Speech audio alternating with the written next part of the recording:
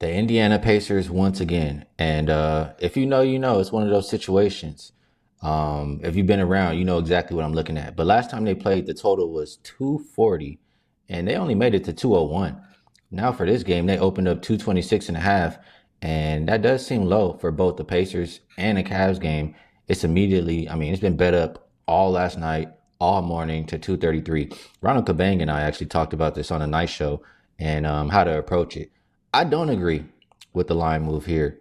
Um, I just think the last game that they played, it shows you that they can play a slow defensive game. Also, you have Halliburton, who's doubtful for this one. That'll mess up the offense for the Pacers a little bit, the pace as well. So I think this is another under game here. Division game, they just saw each other. They're going to be used to what each other is doing. I think defense prevails. So the plan from last night was it started to go up already. Let it continue to go up, see where it caps, and then we bucket. We go under. So, like I said, it's moved 6.5 points to the over right now. If it doesn't go up anymore, I'm comfortable taking under 233, 232 and a half. Yeah, this is another one we talked about last night. And my advice for this one was kind of the opposite. It opened 229 and a half. By the time I saw it last night, it was 231, 231 and a half. And I was thinking you need to get in on this game sooner than later if you like the over. Now we're looking at 234, 235. For one, both of these teams have been playing with pace last 5 games. The Nuggets are going to continue to play with pace as long as they have Westbrook out there on the court for majority of the time. They also are really efficient offense. For the Mavericks, offense has been kind of iffy for them. They've been without Luka, they've been without Kyrie, but the line, I mean, you see the line coming down towards Dallas, the total going up. They're kind of telling us that Kyrie is going to be back in the lineup, and that's a big offensive boost. He also likes to play with pace, and you just can trust Dallas to score a lot more when he's on the court. As far as Denver, yes, they play fast. Yes, their offense is efficient. They're a team that, I mean, I'll say they're untrustworthy defensively. The last 3 games, they've held opponents down, but I mean, I just don't see it happening again here. They did hold Dallas to 101, but getting Kyrie back, I just see too many points in this one. So I agree with the market moving it up. And if I had to play a side, that's what I would wait for to make it official to see who's rolled in. But over or pass in this game for me. Yeah, out of the 3, I'll be honest and tell you guys, this is probably the trickiest one. What stands out to me here is the Bucks are only -2, and I consider them to be a much better team than the Kings. But we have to think, are we just looking at what the teams are on paper or how they're playing right now? The Kings, ever since they fired Mike Brown, they've been playing really good basketball. They've won 6 games in a row. So it's very hard for me to go against that. When I look at last 5 game stats, obviously when they're winning, they're going to all be up there. Better offensive, better rebounding team, offensive team. Both teams actually playing top 5 defense, and the Kings are healthy. I do see Monk game time, but I'm expecting them to be out there. And if they're healthy, they're playing the better basketball right now, and they're catching points. It makes me really lean towards that King side. As far as the total, I do think both of these teams play faster than I would like, but you see it go down from 232 to 220. I mean, as low as 228 right now. I see both of these teams playing really good defense, 5th and 3rd defensive rated teams. So slight lean towards the under, slight lean towards the Kings. Only ways for me to play this game today. Go to Vekic versus Dart, -4.5. This is a benefit of watching these. Dart was absolutely exhausted after her last game. She could barely stand up, even though she won. She barely advanced. She barely got through qualifying. She beat the world number 133. And Vekic is just a powerhouse. Vekic is coming off a 2-0 win in straight sets, 38 winners, only 24 errors, 65% service points. When you see some of these tennis players that are just dying at the end of their matchups, fade them. It's just too hard to come back and try and recuperate and get rehydrated. So we're going to fade Dart, look for Vekic for a big win. Yeah, let's take Patrick Mahomes to not throw an interception. He had an interception in the first 7 games of the season. Since then, only 1 game with an interception. So that's 10 games. The only one game with an interception, 6 straight games. Houston does a pretty decent job forcing turnovers. We saw a lot of them last week, but this is Mahomes in the playoffs. I expect a nice running game. And if the Chiefs get any type of lead, you're going to see a very, very safe attack. We talked about Jalen Hurts to not throw an interception. Kind of the same thing. Very, very safe attack. They're favored to win at home, where Mahomes is even better but without throwing interceptions. So I don't expect any interceptions from Mahomes. Let's take his over 12.5 rebounds plus assists. He's flown over in 9 straight games.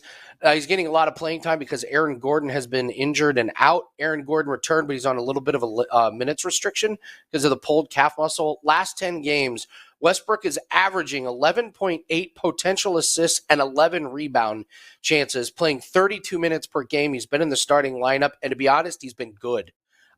Denver's playing well with him. So I don't expect his minutes to come down. I don't expect his production to come down. It's a big number, but we'll take the over here. Yep. Yeah, let's take him to finish in the top 20 again. I was real high on him coming into this year, and he didn't disappoint. First tournament of the year that he played in, he finished 3rd at the Century. This is a really weird event. It's a stupid event. They play it over 3 different courses. It's a pro-am, so you have amateurs playing with the pros, which is ridiculous because it takes these guys like 4.5 hours to get through their rounds. It's an awful tournament. But Sung J M is going to be one of the best guys in the field. Xander Schauffele just withdrew. He's 2nd in the field in strokes gained the last 6 months, and you're getting a pretty damn good price on this one. So Sung J M is a guy I said before the season started, I expect him to do well. Easily cashed the top 20 last tournament, and this is a pretty weak field, so I'll take him top 20 again. The Mississippi State side plus 7.5. For Auburn, it's a humongous injury. Janai Broome sprains his ankle last game. They barely get by South Carolina. He's not going to require surgery, but he'll be out for a while, and it's a big void here.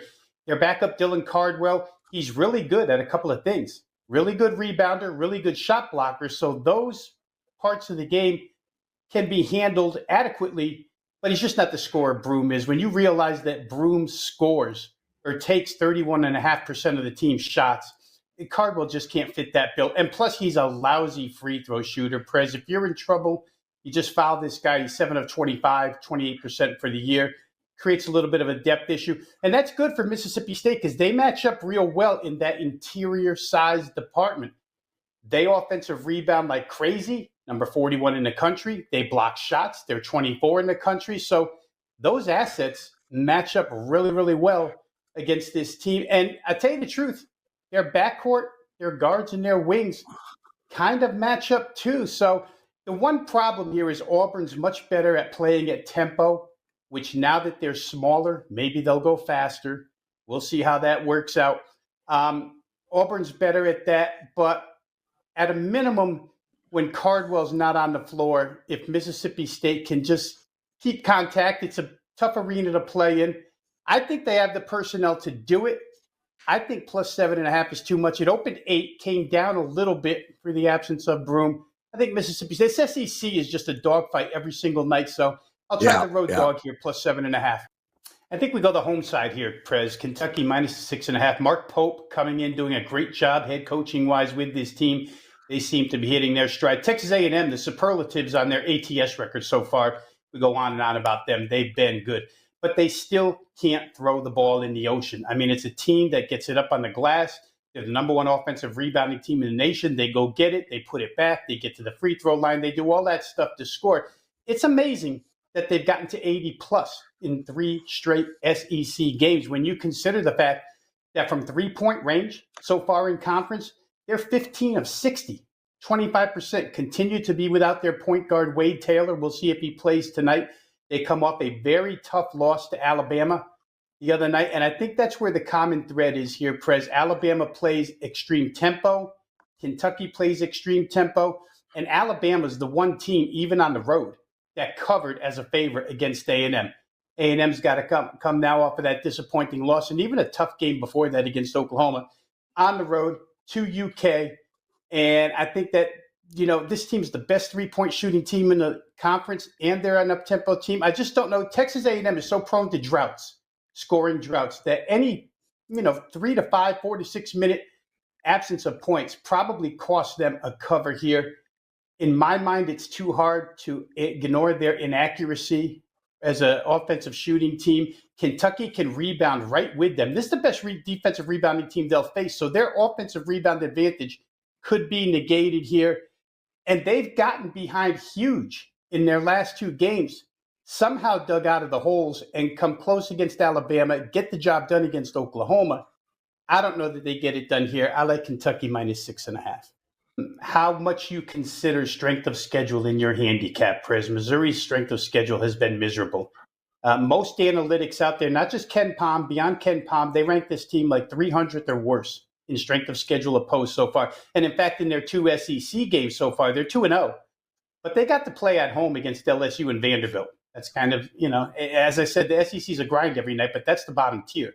So now they got to go face Florida, who last week historically held Tennessee to 43 points, blew them out, came back. You would think it's a letdown situation in Arkansas on Saturday. Didn't happen. Florida walked out with a 71-63 win. And Florida just does everything well that Missouri doesn't. Missouri defensively, they thrive off turnovers. They probably don't get them here. They don't hit the glass. They don't play really good defense. Florida shoots it well. Florida rebounds it well. I think that for Florida, Prez, it's been a couple of games in a row where they've been subpar shooting the basketball. And against this defense at home, it probably comes back, progression back to the norm here for Florida. Team total is 82.5 for Florida. 12 of their first 14 games this year, they've scored 83 or more. It's a pretty strong number. I think they get to 83 or more here against this team again. So Florida, team total over 82.5. Mostly in the totals. The only side we've bet so far, Prez, was Northern Illinois, game 606 Northern Illinois. But I'll read off a handful of totals. And what you want to do is pay attention to where they opened, what we betted at, and what the line does afterwards. Because there's a lot of middles that are being worked. But if you could identify the legit moves on these totals, they do extremely well. So make sure you check out the WagerTalk odds screen. And more importantly, go to my Twitter. I just set out a link for Odds Logic. They set me up to be able to give out free 30 days of that line service. That's all I use from now on. It's been awesome for me. Free 30 days. The link's at my Twitter. Here's some of those totals real quick. 602 under 147 Villanova Xavier. 612 under 154.5 Ball State, Ohio. 613 over 138 Western Michigan and Kent. 622 under 164 Mississippi, Alabama. 631 over 143 Georgetown, St. John's. 648 under 146 Texas Tech, Kansas State. 615 over 140.5 Eastern Michigan, Central Michigan. 653 over 147.5 Arkansas, LSU. And this one just came in 641 over 135 Arkansas, Little Rock, and Missouri State. So as you can see, a lot of college basketball totals that we get in on early, but you want to pay attention to those lines and see what they do if you don't have an opinion. If you have an opinion, then you know when to fire or fade. But if you don't pay attention to those line moves, they tell you a lot as far as the totals go.